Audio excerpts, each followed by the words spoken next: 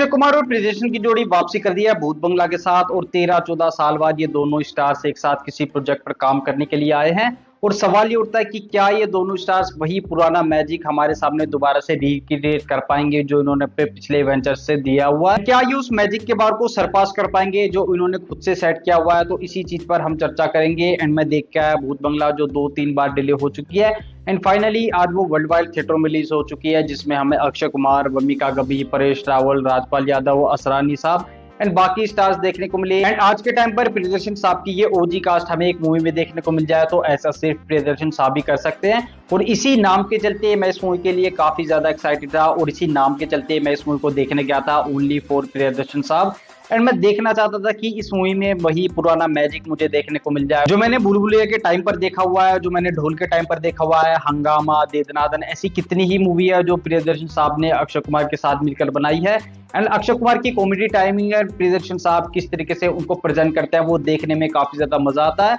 And उनकी जुगलबंदी, अक्षय कुमार की कॉमेडी टाइमिंग, राजपाल यादव, परेश रावल, ये सारे मिलकर जब भी कॉमेडी मूवी में एक साथ आते हैं तो एक क्योटिक माहौल हमें देखने को मिलता है। ये सारे मिलकर काफी ज्यादा बेहतरीन कॉमेडी करते हैं और इनका कॉमेडी टाइमिंग में तो कोई दूसरा हाथ पकड़ ही नहीं सकता। और इन्हीं सारी होप्स के साथ, इन्हीं सारी उम्मीदों के साथ मैं इस मूवी को देखने गया था। और क्या ये मूवी वही मैजिक दोबारा से रिक्रिएट कर पाएगी एंड क्या ये मूवी लोगों को उतनी पसंद आएगी जितना इन दोनों स्टार्स का हमने पुराना काम देखा हुआ है। तो इसी चीज पर हम सारी चीजों को मिलाकर थोड़ी बहुत चर्चा करेंगे। एंड एज वी नो कि ये मूवी हॉरर कॉमेडी जोनरा में एग्जिस्ट करती है तो हमें हॉरर के साथ थोड़ा कॉमेडी का तड़का मारकर इस मूवी में दिखाया जाएगा। एंड फर्स्ट हाफ में हमें काफी सारी कॉमेडी देखने को मिलती है और इसके सेकंड हाफ में खूब सारा हॉरर हमें देखने को मिलता है। जहां बात करूं इसके फर्स्ट हाफ की तो फर्स्ट हाफ में हमें खूब सारी कॉमेडी देखने को मिलती है एंड वो कॉमेडी प्रॉपर तरीके से लैंड होती है। अक्षय कुमार की कॉमेडी टाइमिंग हम जानती हैं वो कितने कमाल की कॉमेडी टाइमिंग रखते हैं। एंड साथ में राजपाल यादव, उन दोनों की जुगलबंदी जब आप स्क्रीन पर देखोगे तो आप उसको काफी ज्यादा एंजॉय करोगे। इनफैक्ट मेरे थिएटर में तो लोग बाग उस चीज को काफी ज्यादा एंजॉय कर रहे थे, इंक्लूडेड मी। जहां बात करूं कॉमेडी की तो वो पूरी तरीके से लैंड होती है, कहीं पर भी ऐसा नहीं लगता कि उन्होंने कुछ ढीला ढाला काम किया हुआ और प्रियदर्शन साहब उस चीज को और भी अच्छे तरीके से प्रेजेंट कर सकते थे।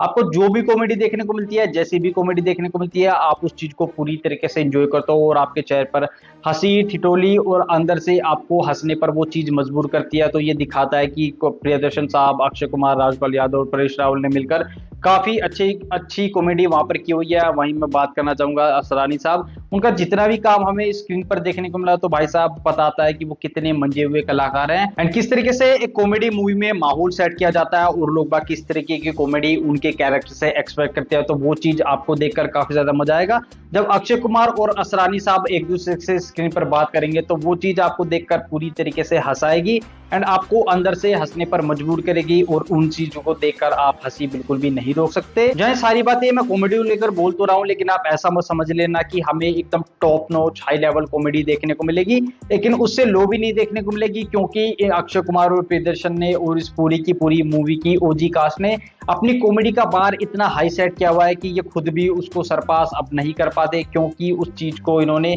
इतने हाई लेवल पर परफॉर्म करके दिखाया है कि लोग बाग आज भी उस चीज की बात करते हैं। तो भूत बंगला के हिसाब से वो थोड़ा लोअर ही फील होता है एंड कुछ टाइम बाद चीजें रिपीटेटिव लगने लगती है लेकिन कुछ हद तक आप उनको जरूर से एंजॉय करते हो। तो ये था कॉमेडी को लेकर इनका टेक जो इन्होंने लिया हुआ था एंड जिस तरीके की कॉमेडी हमें मूवी में देखने को मिली उसके बारे में मैंने आपको बता दिया। मूवी में हमें थोड़ी सी अडल्ट कॉमेडी देखने को मिलती है, खूब सारी सिचुएशनल कॉमेडी देखने को मिलती है एंड जिस तरीके से उन एक्टर्स ने उनको परफॉर्म करके दिखाया एंड प्रियदर्शन साहब जानते थे कि एक डर्टी माइंड वाली ऑडियंस उस मूवी को देखने जरूर से आएगी तो प्रियदर्शन साहब उनके माइंड से वहां पर जरूर से खेलते हैं। एंड आपका डर्टी माइंड जिस तरीके से उन चीजों को एब्जॉर्ब करता है और जिस तरीके से वो थॉट प्रोसेस उस सीन को देखने के बाद चलती है तो उस चीज को देखने के बाद आपके चेहरे पर स्माइल जरूर से आती है, आप एक हंसी का ठहाका जरूर से लगाते हो एंड वहां पर प्रियदर्शन साहब काफी अच्छे तरीके से खेल गए, मैं कहूंगा ऐसा। ये तो बात रही इसकी कॉमेडी को लेकर एंड अब जरा इसके हॉरर पे भी नजर डाल लेते हैं। तो हॉरर इसके हमें सेकंड हाफ में देखने को मिलता है जब पूरा सेकंड हाफ हॉरर पर रिलाय करता है ना, हमें काफी सारे ट्विस्ट एंड टर्न्स के साथ वो पूरे विशासुर की स्टोरी,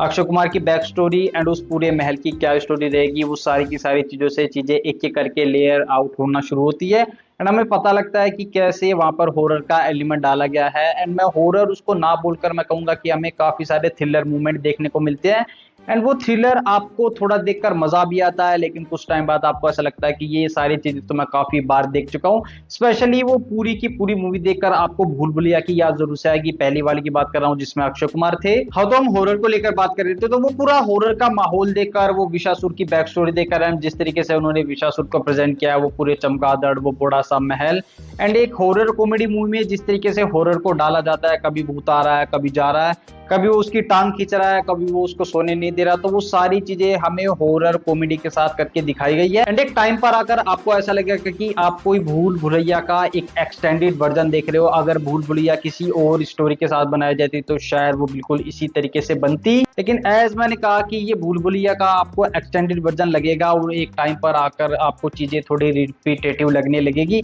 आपको अंदर से ऐसी फील आएगी कि ये सारी चीजें तो मैं पहले भी देख चुका हूँ। अगर भूल भुलैया में ये सारी चीजें होती तो शायद वो इसी तरीके से फंक्शन करती है, तो वहां पर ये मूवी थोड़ा सा लैग करती है, एक तरीके की रिपीटेटिव। और प्रियदर्शन साहब ने अपनी ही स्टोरी को काफी तोड़ मरोड़ कर एक नए नाम के साथ दोबारा से प्रेजेंट करने की कोशिश की है। जाइए सारी बातों के साथ इस मूवी की स्टोरी के बारे में भी जान लेते हैं। स्पॉइलर अलर्ट, ऐसा कुछ मेजर हमें मूवी में कुछ खास ट्विस्ट एंड टर्न्स देखने को नहीं मिले। तो अक्षय कुमार लंदन में रहता है अपनी छोटी बहन और अपने फादर के साथ, एंड उसकी छोटी बहन अपनी शादी करना चाहती है, वो भी एक डेस्टिनेशन वेडिंग। तो उसी के चलते वो इंडिया में कुछ लोकेशन को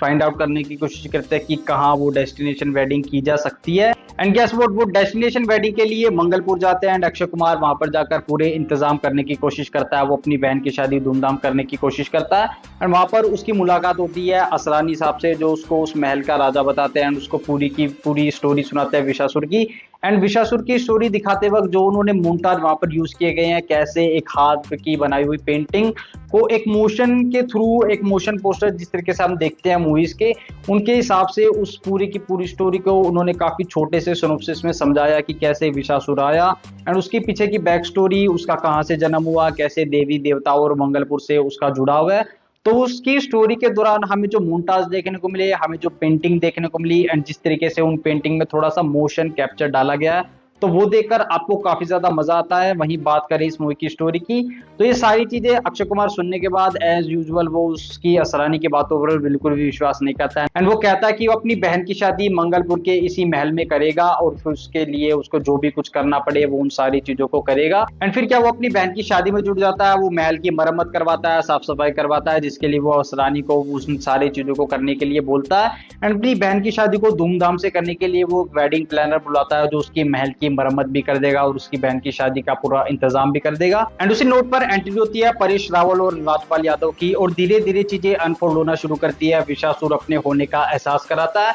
एंड क्यों मंगलपुर में शादी नहीं हो सकती, एंड उसकी बहन की शादी को अब टाला नहीं जा सकता, इन सारी चीजों का पता लगाने के लिए वो अपने पिताजी से बात करता है, एंड उसके पिताजी बताते हैं कि वो मंगलपुर क्यों गया, वहां पर लोगों की शादियां नहीं होती, एंड उसे अपनी बहन की शादी दोबारा से रिफिक्स करनी पड़ेगी। जिस पर अक्षय कुमार ये बोलता है कि सारे मेहमानों को न्योता दिया जा चुका है, एंड अब बहन की शादी को पोस्टपोन नहीं किया जा सकता। और इसी चीज को रोकने के लिए वो उसके पिताजी बताते हैं कि उन्हें किसी गुरुजी से बात करनी पड़ेगी जो इस चीज का समाधान निकाल सके, और इस चक्कर में वो जाता है उस गुरुजी के पास, एंड वहां पर उसे काफी सारी पास की चीजें पता लगती है कि उस बैक स्टोरी में हमें चीजें अनफोल्ड होते हुए देखने को मिलती है कि कैसे अक्षय कुमार के जो रियल फादर है वो उसके रियल फादर नहीं है, बल्कि उसके रियल फादर तो कोई और है जिनका नाम मधु था, एंड वो उसकी माँ से प्यार करते थे, लेकिन उसकी माँ किसी और से प्यार करती थी, और उन सारी चीजों के चक्कर में वो विशासुर की तरफ चले गए, एंड विशासुर ने उनकी वो इच्छा पूरी तो कर दी, लेकिन उसको उन्होंने अपने पूरी तरीके से वश में कर दिया, एंड उसको रोकने के लिए एक पूजा पाठ कर उस दरवाजे के पीछे बंद किया हुआ है। एंड उसी के चलते विशासुर इतने सालों से उस मंगलपुर गांव में एंड उस महल पर इतने सालों से अपना श्राप बनाए हुए हैं। एंड उसी बैक स्टोरी में हमें ये रिवील किया जाता है कि कैसे विशासुर को 13 वधुओं की बलि देने के बाद दोबारा से जिंदा किया जा सकता है, एंड उसके बाद वो उस इंसान की सारी इच्छाएं पूरी कर देगा।